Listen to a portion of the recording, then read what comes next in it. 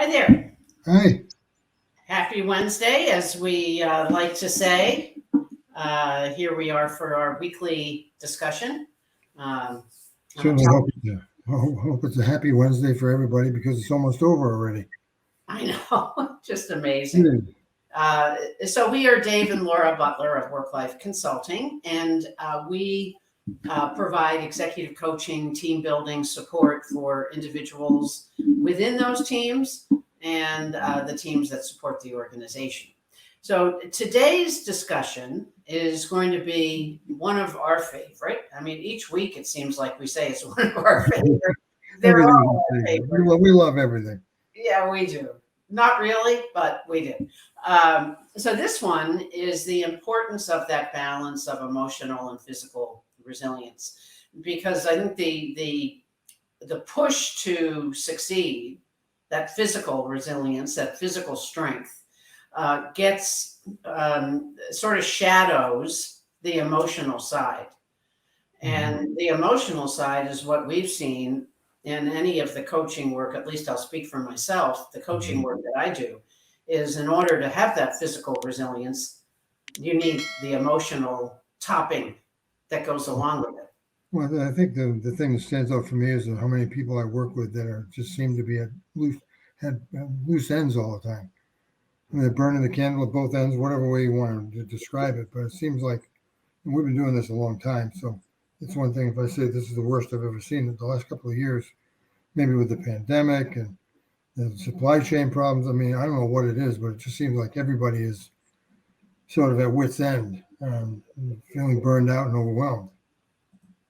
Absolutely. And so if we go back to, I will hide this until we're ready for it, but it was not there in my access. So, always fun, up and down, with, with technology. But if we go back to the title, the reason we are choosing this title is that it's the essence of our upcoming master class, if you will, group class program. That is the foundation of the work that we do, which is emotional mastery, and altogether, it's the key to your leadership impact. I mean, we want to have that leadership impact, but it seems like the impact means I've got to go, go, go. I've got to be physically, powerful, or whatever we tell ourselves. Or on the other side of it, I work really hard on trying to not get caught up in my stress behavior, take care of myself, and show up, a little more balanced and a little steady. But I'm so physically wasted that I can't really do much with it because I fall asleep at the desk. I remember that book. There's a book by Ariana Huffington there a few years back called Thrive. That she talks about how she woke up in the middle of the evening with laying on her desk with blood all over the place because she had fallen asleep and fallen over and smashed her face. Yeah. Yeah. So we think that we're doing okay until we're not. Yeah, it seems like we push till we get to the edge, and then we fall off the edge. That's the first time we start thinking about it. Right, right. But thank you for those of you who are joining us live, and thank you for those of you who are listening to the recording, because this topic, especially now, I think is more prevalent. We hear the need. I mean, I can't believe the stories that I hear, I'm sure you hear too, of people that just are surprised at what they do, that, that they would never have done before. So I think and it's reactionary, basically, is what it is. And if Mhm. we don't step back, and one of the meditations that we've been doing recently was talking about letting go of control, Mhm. and just accept the fact that the control will be there, and the best way to control is to let it go, And is to most of the control is illusionary, is an illusion anyway. yeah. We just kind of make ourselves believe we have some control when we really don't. So let's go back to the slide, which is, just one of my favorites. We Absolutely. we can have this conversation about being emotional and physically um, resilient, Hmm. but it all starts with, guess who? Ourselves. Yeah, no, knowing myself sounds like a a cute adage, but it takes an awful lot of work to really get to know yourself and your needs, both physical and emotional. And being able to manage those requires that you know what they are. Right. Sometimes we don't even know what they are until we're fully stressed and overwhelmed, and then I say, "Oh, I guess I needed some rest." Well, talk about this, where this all came from. Good old Socrates. I'd love to. The story goes, Plato tells the story that Socrates went to the temple of Apollo at Delphi. It's where the Delphic oracle supposedly resided. For those of you that don't know what that is, it's a sort of the wise person of the age that you can go and ask all kinds of questions of, and you get some sort of answer for the rest of your life. But as you walked in the doorway to the temple, Socrates said that he looked up and noticed that on the lintel stone over the doorway, it said, "Know thyself." Because the idea was, before you go in and ask questions of the oracle, you better know who you are and what you want to ask, because you may not find out, you may not like what you hear. Well, the other piece I love is everybody thought that they'd go and talk with Socrates, and Socrates would give him all the answers. Do this, do this, do this. And Socrates' mode was to continue to ask questions. Right. He never made a statement. That's all he did was ask questions. Yeah, just ask questions. So funny that in today's world, one of our favorite books is Hal Gregerson. Questions are the answer. Mm-hmm. And so it's gone back. This is several years. Well, this is 2500 BC at least.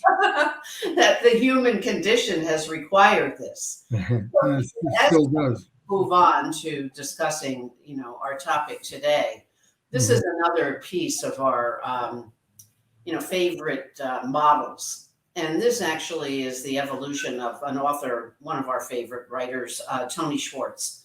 And it came from, he has an actual organization that is the Energy Project, because the concept is managing, as opposed to managing time and putting that management in a little box. This concept is you manage the energy, and it's unique to you. So know thyself.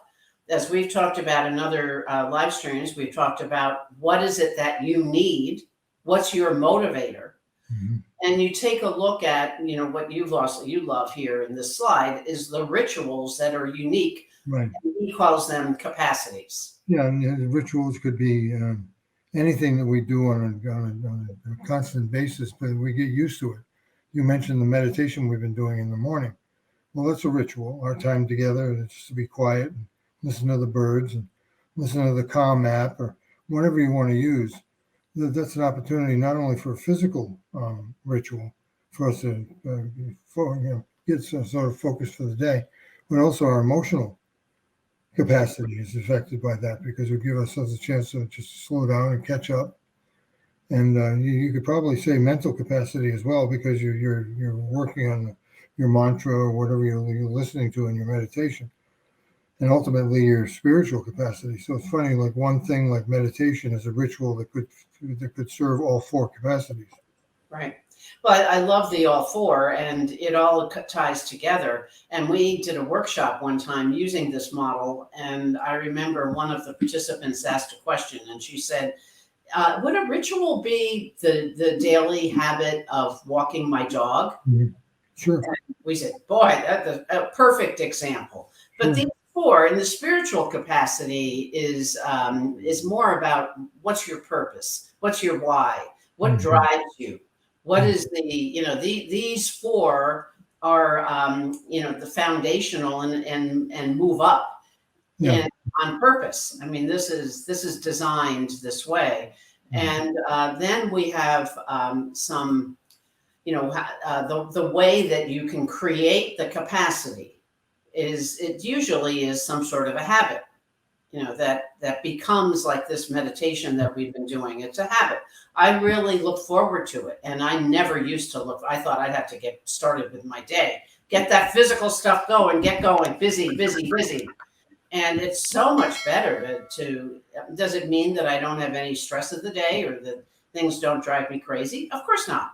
But it just slows me down a little bit and appreciate that I've got this opportunity for the day ahead. Mhm. and certainly the needs and preferences, as we just said. And it doesn't mean all day.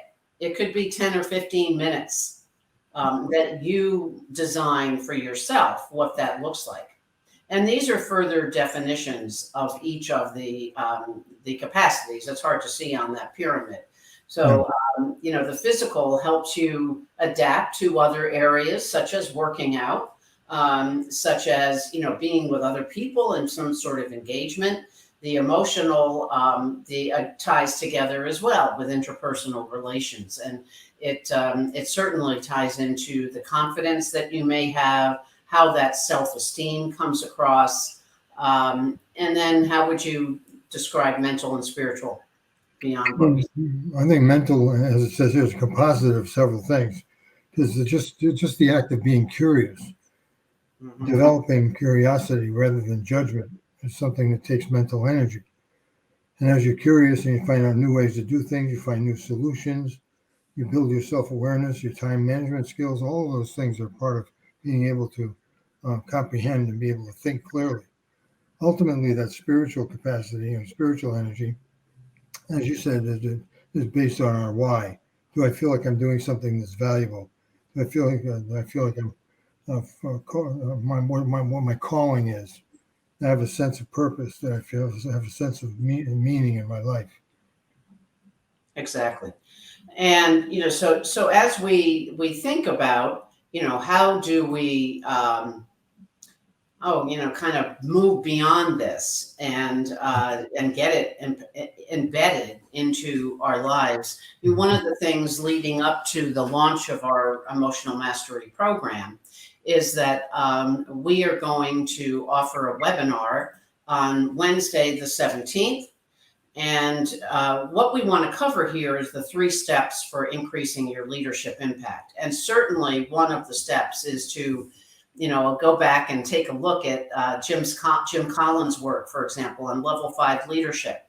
Right. There's nowhere in that highest level of leadership does he say, you've got to run like crazy. And Work yourself to death. yeah, yeah. It's a combined effort of determination, resolve with humility. So I Hmm. think that's where these concepts can certainly, be grasped.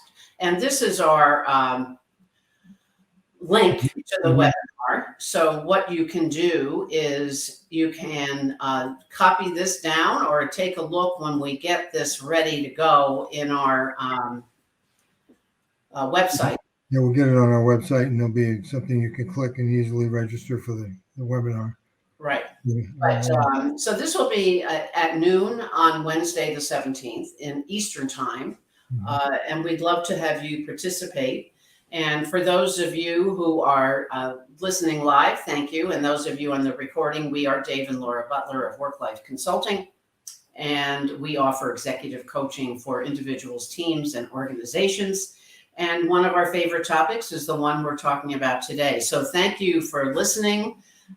Please add any comments or questions you may have along the way. Join us.